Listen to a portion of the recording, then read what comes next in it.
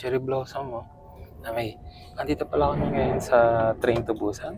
Well, not yung movie, pero we're going to Busan. So, dito kami ngayon sa KTX. Ito yung bullet train itong South Korea. Tagal din ng biyahe, parang 3 hours.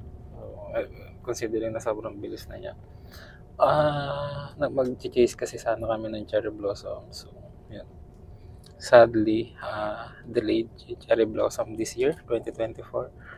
Kasi masyado pa rin malamig. Pero supposedly dapat may cherry blossom na talaga sa Seoul. So since wala, ayun, food trip na rin kami sa Busan. Tunnel na naman. Sobrang daming tunnel dito, sunod-sunod. So,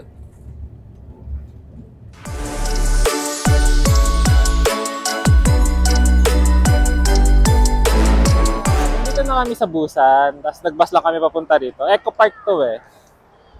May mga cherry blossoms na dito, although hindi pa sila fully bloom. Pero, ayun, meron naman ng konti. Tapos, grabe ang haba nito. Parang, tansya ko mga 2 to 3 kilometers yung haba niya. Tapos may mga nagbabike. Pero marami nang magaganda eh. Ito, di ko alam kung cherry blossoms din yan. Tara, check natin. Ang ganda siguro dito kung ano na siya. Bloom na bloom na. Para ang pinapayungan ng mga cherry blossoms. Ang hindi ko lang alam kung mas ano pa siya, kung mas magpipink pa siya. Kasi parang ano siya eh, oh. Parang pinkish yung kulay niya.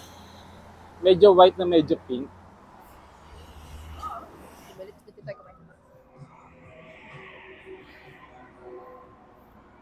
Ay, may taas. Sa baba pala, may mga kainan din. Kasi ngayon 12 na. Gisip kami ng pangkalang.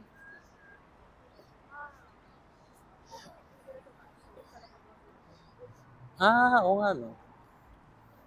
Dito sa part na to, sa area na to, mas ano siya, mas bloom. So parang nakapayong yung mga cherry blossoms.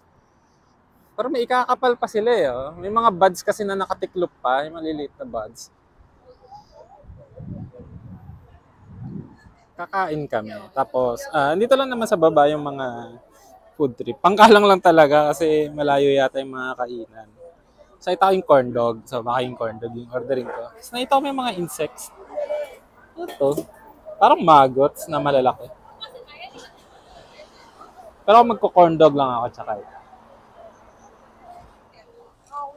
Patin nga na ano ma. Ano siya? Chicken na may tteokbokki. Tapos yung tteokbokki niya is parang fried, no? Ang sarap, grabe. Tapos ito naman yung hotdog. Sakto lang yung hotdog, yung corn dog. Grabe yung pangkalang natin, napakabigat. Tikim nga ng chicken. Ayan, laki. Maliit lang. Wala.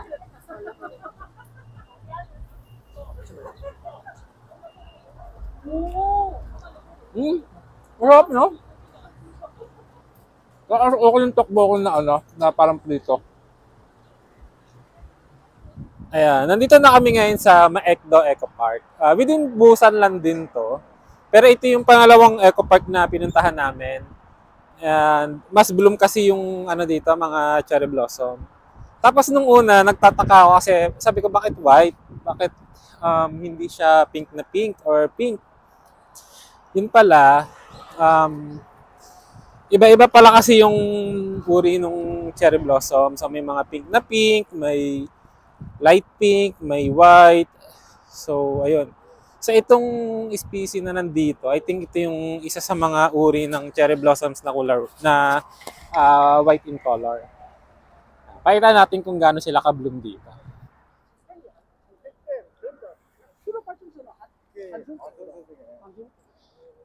Hindi ko alam kung may ibo-bloom pa to eh.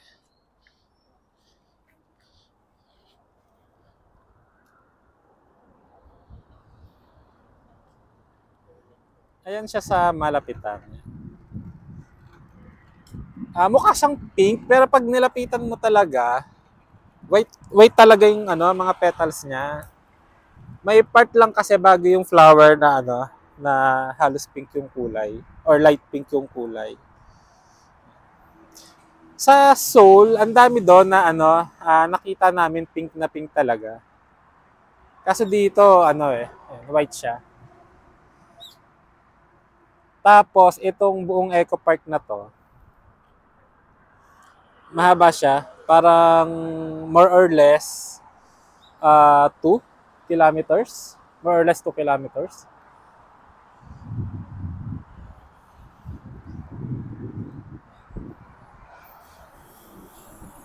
So, sobrang ganda siguro nito pag ano na siya, bloom na bloom na.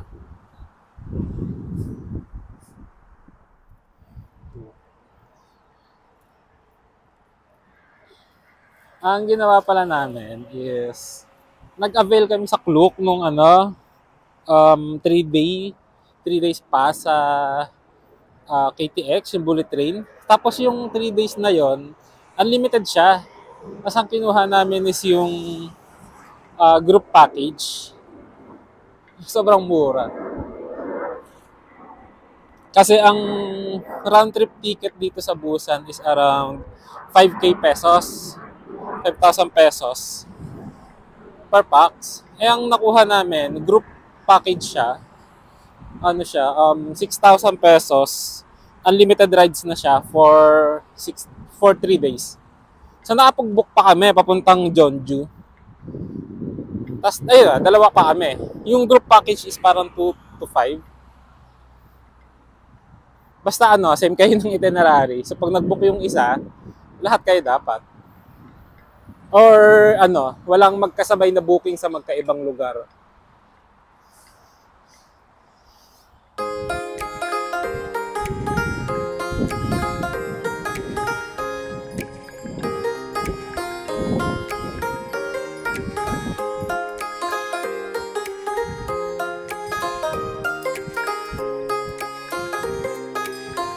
Andito naman kami ngayon sa Ocheon Park. Yan.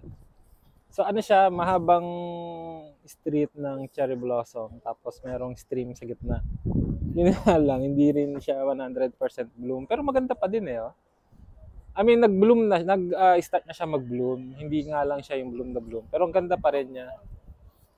Hindi ko lang alam kung gaano kahaba, kasi yung mga naunang pinuntahan namin, sinasabi ko like more or less 2 kilometers. Pero nung nagbabas kami, nakikita namin, parang umaabot siya ng 3 to 5 kilometers.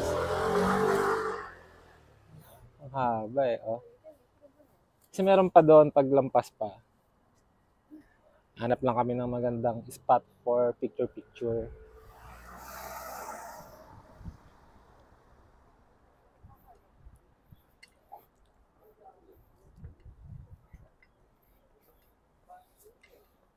Tapos yung mga bike dito, siya, pwede siyang i-rent. Pero siya di ko lang alam kung ina-accept yung T-Money. Kasi electronically yung yung payment method niya.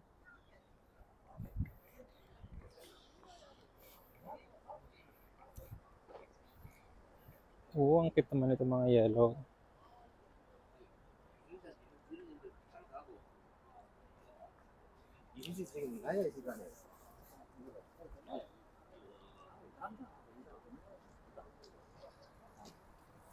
Tapos sa kabilang side, yung mga park dito, ang daming ganyan. Yung mga pang-workout na equipments.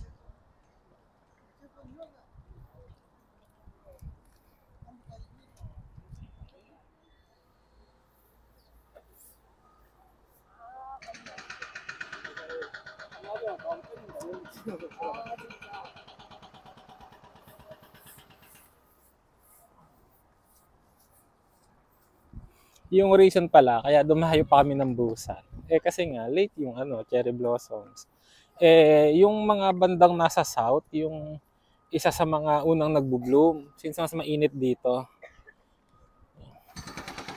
Actually dito, sa Seoul, hindi ganun kainit. Dito, tirik yung araw Yun nga lang, malamig yung hangin. Para siyang Baguio feels. Ayan may maliliit pa na buds na hindi pa nag-o-open. May ilalago pa talaga sila.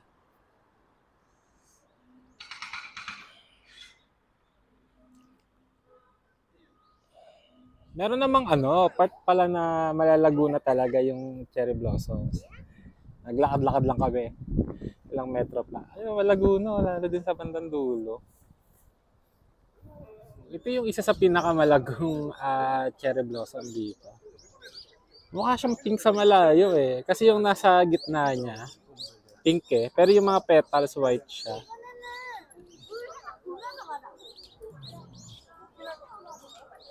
Kasi yun nga, may mga buds pa din na maliliit. Or hindi pa bumubuka na buds.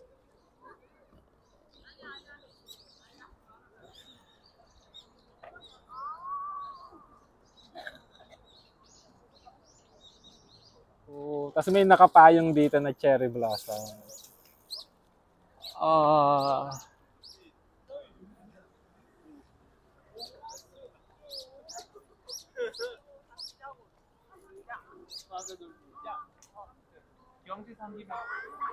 tapos may mga spot na parang ibang species ng cherry blossom yung nakatanim. Like this one.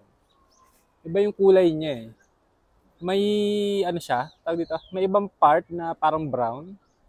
Tapos ito naman, white na white. Eto. White na white siya. Sa kabilang side nung stream, may ganun din eh. May parang natatangi na eto, tulad niyan. White na white siya eh. Oh. Sobrang dami pala kasing species ng ano, cherry blossoms. Tapos may mga part na ibang species ng cherry blossom yung nakatanim. Like ito, yung mga nakatanim dito is Yoshino. Yoshino cherry yung tawag. Based sa Google ko based sa Google namin. Pero ito is Yamasakusa. Bali yung flower niya, meron siyang something sa likod na brown. Yamazakura pala, sorry. Yamazakura yung tawag. Tapos dito, merong white. Ito. Meron siyang white na white. Kakaiba yung kulay niya sa karamihan. Hindi ko mahanap kung ano yung pangalan niyan. Sa kabilang side, napakaraming ganon. Like eto. Ayan o. Mapapansin nyo, yung paligid niya pink, siya lang yung natatanging white. Hindi ko mahanap sa Google kung ano yung name niya. Kakaiba rin yung itsura niya kumpara dun sa mga katabi niya. Dito meron din eh. Sana yun? Ayun o. Pansin na pansin siya, white na white kasi siya kumpara dun sa iba. And, ito naman yung species ng cherry blossoms na pink na pink. Kaso nga lang maliit pa siya yo. Ayan. Ganito sana yung gusto naming makita or ma-experience, yung pink na cherry blossoms. Yun nga lang kasi, delayed nga yung pag-bloom ng mga cherry blossoms ngayon dito sa Seoul or sa South Korea, gawa ng sobrang lamig pa rin. Ang ganda. May mga buds pa rin siya na nakatupi, oh. Ito. Ayan. May mga buds siya na nakatupi pa rin. Yung iba kasi namin nakikita online, yung mga cherry blossoms na ganyan ka-pink, malalaking puno siya eh. Sobrang ganda. Halos ito na pala yung dulo ng stream.